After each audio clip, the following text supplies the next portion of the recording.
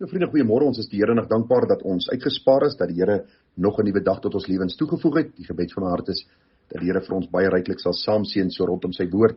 Ons moet altyd onthou dat die woord van God geïnspireer is deur God die Heilige Gees en dat dit die enigste geïnspireerde boek is wat ons op aarde het. Daarom moet ons gereeld daarin lees. Ons moet gereeld vir die Heilige Gees vra, open my oë om te sien die wonders uit u wet. En ek wil u vanmôre groet met die pragtige woorde van Gesang 306. Wat sê woord van God, woord van die lewe, woord vir ewig vas en waar, woord betroubaar en verhewe, waarin God hom openbaar. Woord betroubaar, vas en waar, deur miskenning deurgevaar, wat sou ons dan ooit laat bewe, in die woord het ons die lewe. Vriende, mag u en ek in hierdie jaar getroue studente van die Bybelboek wees, mag ons ook daarin die wonder sien van God se genade, sy liefde, sy bemoeienis met ons, en mag ons dan ook groei in ons liefde vir hom, as ons verlosser, ons saligmaker en ons komende koning. Vanmôre gaan ons bietjie met u praat oor die gedagte van die onderskeid wat die Here gemaak het tussen die lig en die duisternis. Ons lees daarvan in Genesis. Ons het gister Genesis 1 gelees oor die feit dat God gesê het, laat daar lig wees. En ons het gepraat oor die fisiese lig, die geestelike lig en dan ook die ewige lig van God se heerlikheid. Vanmôre gaan ons bietjie klem lê op die gedagte van die onderskeid wat die Here gemaak het. Die Bybel sê dat God het gesê dat daar lig wees en daar was lig. Toe sien God dat die lig goed was en God het skeiding gemaak tussen die lig en die duisternis. En God het die lig dag genoem en die duisternis die nag genoem en dit was aand en dit was môre die eerste dag. So hier sien ons baie duidelik dat die Here alreeds aan die begin die onderskeid maak tussen lig en duisternis. Nou die slim manne leer vir ons dat duisternis is maar net die afwesigheid van lig. Die Bybel is baie duidelik daaroor dat die Here onderskeid kom maak het tussen lig en duisternis. En vriende, geestelik is dit presies dieselfde. Daar moet 'n onderskeid wees tussen God se kinders en die ongereddes. Dis asof die kerk van die Here Jesus deesdae poog om die wêreld te akkommodeer in plaas van om 'n lewe te leef wat anders as die wêreld is.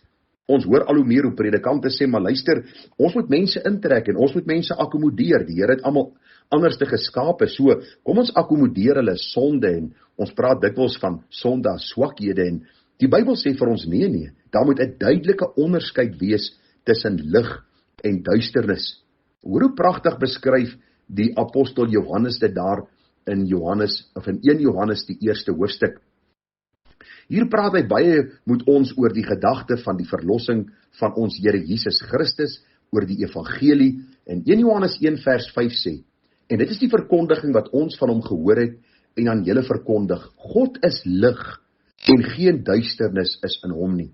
As ons sê, dat ons met hom gemeenskap het, en in die duisternis wandel, dan lieg ons en ons doen nie die waarheid nie.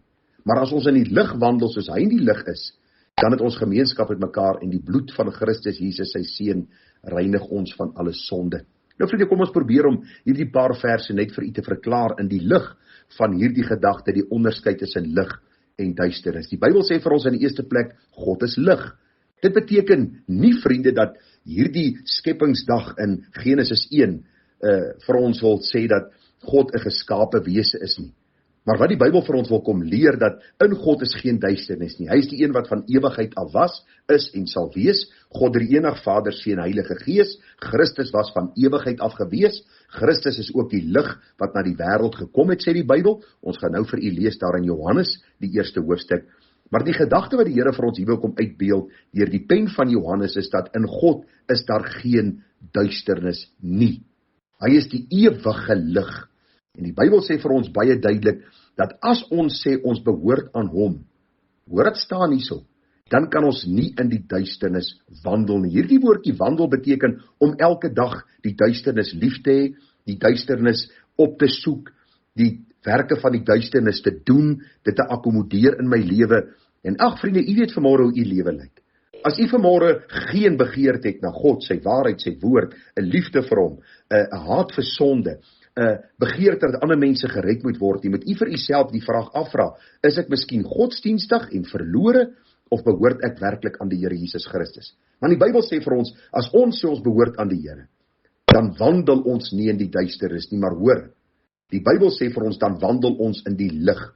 So ons kom na die Here en sê, Here, openbaar my eie hart vir my, sodat ek kan sien of daar verborge sonde is, of daar 'n weg is van smart. en lei U my dan op die ewige weg. 'n Kind van die Here is iemand wat gedurig deur gereinig word van al sy of haar sonde. Hoor hoe pragtig stel Johannes dit daar in die evangelie van Johannes. Dis nou in Johannes die 1ste hoofstuk. Daar staan baie duidelik, hy sê, want in die begin was die woord, en die woord was by God, en die woord was God. Hy was in die begin by God, alle dinge deur hom ontstaan, en sonder hom het nie een ding ontstaan wat ontstaan het nie. Verwysende nou na ons Here Jesus Christus. En dan staan in vers 4, in hom, Christus, was lewe, en hierdie lewe was die lig van die mense. En hoor nou, die lig skyn in die duisternis, en die duisternis het dit nie oorweldig nie. Jy sien, 'n kind van die Here kan nie sê, luister, daar is 'n sonde in my lewe waaroor ek nie oorwinning kan kry nie. Want die Bybel sê vir ons baie duidelik, dat die duisternis sal elke dag poog om my en jou lewe te oorweldig, as ons kinders van die lig is, as ons kinders van God is. Maar die Bybel sê, in die duisternis het dit nie oorweldig nie. En dan baie belangrik, vriende, die waaragtige lig, wat elke mens verlig was aankom in die wêreld. Hy was in die wêreld deur ontstaan, en die wêreld hom nie geken nie. En dan sê die Bybel vir ons baie duidelik, hy het na sy eie mense gekom, en sy eie mense het hom nie aangeneem nie, maar almal wat hom aangeneem het, aan hulle het hy mag gegee om kinders van God te word, aan hulle wat in sy naam glo. Hoe wonderlik om te weet, dat Christus, die wonderlike, gestuurde van die Vader, het gekom om die duisternis in ons lewens op te klaar. Ek sluit af deur vir u die baie pragtige woorde van Johannes 3 vers 16 en verder te lees. Baie bekende verse, veral vers 16, maar die res is net so kosbaar binne die konteks van ons oordenking van vanmôre. Daar staan, want so lief het God die wêreld gehad, dat hy sy enige gebore seun gegee het, sodat elkeen wat in hom glo nie verlore mag gaan nie, maar die ewige lewe kan hê. God het sy seun in die wêreld gestuur, nie om die wêreld te veroordeel nie, maar dat die wêreld deur hom gered kan word. Hy wat aan hom glo, word nie veroordeel nie, maar hy wat nie glo nie, is alreeds veroordeel, omdat hy nie geglo het in die naam van die enige gebore seun van God nie. En dit is die oordeel, dat die lig in die wêreld gekom het, en die mense die duisternis liewer gehad as die lig, want hulle werke was boos. Kan u sien waarom die Here onderskeid gemaak het tussen lig en duisternis, waarom ons geestelik onderskeid moet maak tussen lig en duisternis? Want mense wat in die duisternis wandel, se werke is boos. Hulle is lief vir die bose werke. Hulle volg die bose werke na. Daarom moet die kerk van die Here Jesus die lig wees wat in die donker plek skyn. Ons is verteenwoordigers van die ewige lig, Jesus Christus, die een wat aan hierdie aarde gekom het om God die Vader aan ons te kom openbaar. Vers 20 sê, want elkeen wat kwaad doen, haat die lig en kom nie na die lig nie, dat sy werke nie bestraf mag word nie.